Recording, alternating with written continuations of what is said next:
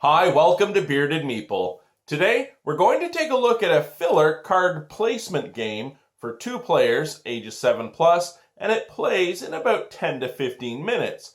As you lay the cards, you'll be building bridges that don't really serve a purpose except getting you points to win. It's brought to us by the Doomsday Robot Game Company. It's Bridges to Nowhere. Let's take a look at it. In the game, we have 2 types of cards. We have the pillar cards, which each player will receive 1 of, and we also have 24 bridge cards in the game. A bridge, as it's constructed, may have up to 3 levels of your pillars, and they can only be built one on top of the other. A bridge card may never go over a pillar card. Also, as the bridges are constructed, the images and the type of bridge must match. We have a truss, a suspension bridge, and a cable bridge. Also, the numbers will come into effect. As your bridge is built, the numbers must be ascending or descending order, or even a mixture of both. And if the icons on either card match, you'll receive bonus points. You are never allowed to place cards next to each other that have the same numbers. We also have the contract cards. Those will earn you bonus points if you fulfill requirements on them. Let's take a look at the gameplay. Each player receives their pillar cards. We shuffle the bridge deck and lay out 6 cards. Shuffle the contract deck and leave them face up.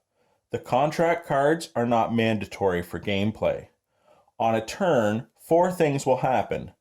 Players will take turns taking 3 face-up bridge cards. You will then lay out 6 new bridge cards.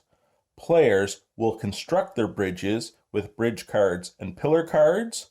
Another round begins with the other player starting first. After 4 rounds, the game is scored. I've begun construction on my bridge. Remember, pillars must be on top of pillars.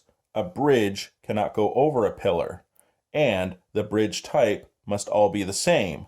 The numbers must be in ascending or descending order, or perhaps even both, and I'll receive bonus points if images on either card match.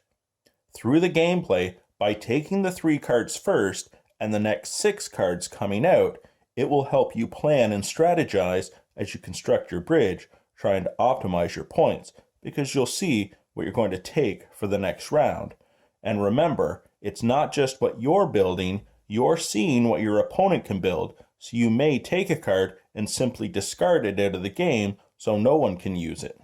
At the end of the 4th round, your bridges will be scored, but only on completed segments. As a bridge must have pillars on either end, this card would be removed during scoring. First off, you would add up all the numbers on all your completed segments for points. Then, the cards on the 2nd level will score once again. Any cards on a 3rd completed level will score 2 more times. You'll receive any bonuses from matching icons on adjacent cards. I will receive 5 points for the fish and 5 points for the boats. Also, you'll gain points by fulfilling requirements on a contract card. The player with the most points will receive the contract card and place it in their play area. The opposite player will then get to decide if they would like to go first or second based on the 6 cards that are laid out for the next round. The first player to obtain 2 contract cards will win. And that, my friends, is Bridges to Nowhere. An easy filler game to learn, but there's still depth and strategy there. I like the fact that they have the 2-tiered system. You can play the base game, but I would suggest using the contract cards.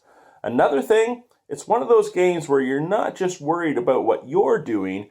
Keep an eye on your opponent. You are going to get to see what cards they're taking and how they're going to build the bridge. Make sure you take certain cards so you can simply discard them and hinder them. I liked it. I hope you get a chance to check it out. I'll talk to you again soon.